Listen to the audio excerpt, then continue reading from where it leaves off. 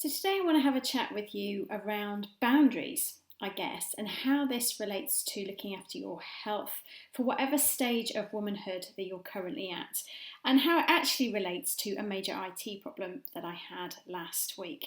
So I'm having my website redesigned, and as part of that it needs, I don't even know what the right word is, but it needs putting somewhere where it can work and you can see it.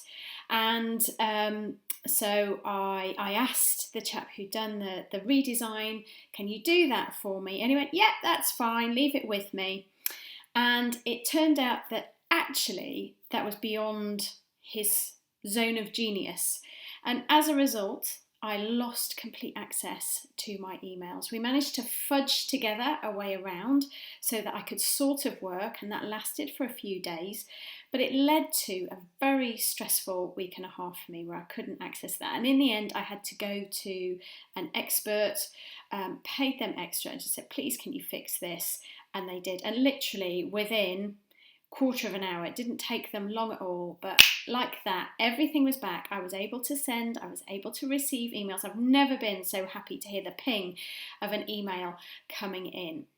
All because the person should have said, rather than trying to be helpful, trying to do everything for me, which is great, but should have actually said, no, I can't do that for you. You need to find somebody who does this and give me the right steer.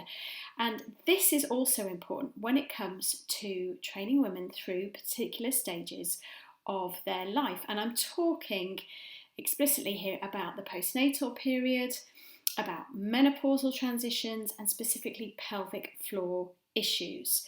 So if you go to your coach and maybe you're doing some physical exercise and you notice a heaviness or a dragging through your pelvis, maybe it feels like you're bulging, or you encounter some leakage, maybe you feel too embarrassed to even talk about that with your coach, so you just avoid the conversation.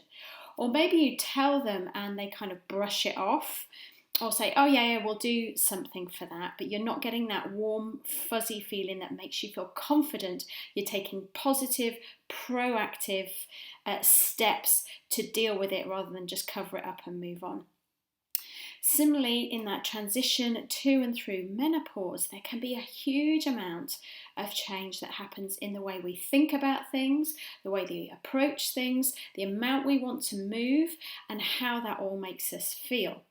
So again, if you're working with a coach, either physically or on the nutrition side of things or around your mindset, and they don't have the experience, the knowledge, even the qualifications to support you with that, don't settle for a fudge.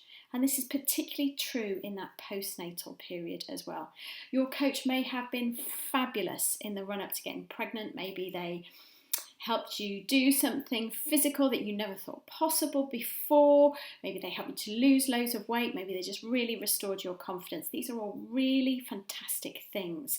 When it comes to pregnancy, to that postnatal period, you need somebody who understands the physiological changes in your body, how that affects your mind, your thoughts, and the pressures on your time as well, and can support you through that. And that's not to say that you necessarily have to completely ditch your coach and go with someone else. I certainly work with a number of coaches where I'm a kind of a bolt-on. So we have three-way discussions to support that lady through whatever transition she's going through, whether it is due to menopause, whether it is because she's postnatal, or whether she's having some core or pelvic floor issues of any description. We work together as a team.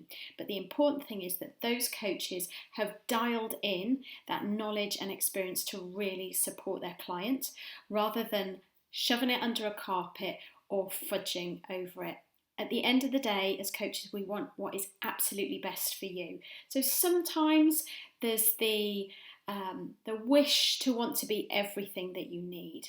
But actually recognising our boundaries is really, really important, and we can serve our clients best in that way. I certainly do this particularly for a lot of the clients that I work with when it comes to concerns around their pelvic floor, I refer out to a female health physio and provide guidance there in terms of how to find a female health physio, what to expect when they see that female health physio as well. Also working with other therapists that my clients may be working with as well. So that might be chiropractors, osteos, physiotherapists, so musculoskeletal physiotherapists. And I always try and close the link there so that I can talk to those therapists to get a full view on what the other person is doing with that client. So we get a 3D approach for the client. So if you are someone who is going through any of these transitional stages of womanhood and you're currently working with a coach, ask the questions. You know you better than anyone else ever will. And it's really important you feel strong and confident in the approaches that you are taking. You can ask your coach if they're able to get additional resources or support to help you as part of this journey, whether that's through menopause, postnatally, or with any concerns around your pelvic floor. You could approach a coach such as myself directly to ask those questions. And again, if you're already working with a coach, as I've already said, I'll try and tie that up. But equally, if you are a coach yourself and you are serving women, I do understand it can feel scary that almost if you refer to someone else, you might lose that client. And I really want to reassure you on that, because what you do by saying to your client, this is beyond my zone of genius, but I know somebody who really can specialise and support you with this. Let's work with it as a team. That builds a huge amount of trust with that client. And yes, they will hopefully use those specialist support services as they go through that transition along with your own, and it will build a much stronger long-term relationship as well. So whether you are a woman going through these transitions yourself or you're a coach working with women that are going through these transitions, never be afraid to ask for additional help. And if there are any of these aspects, so menopause, postnatal, or any pelvic floor concerns at all that you would like more information on, then please drop a comment below, drop me a direct message, get in touch, and let's have a conversation.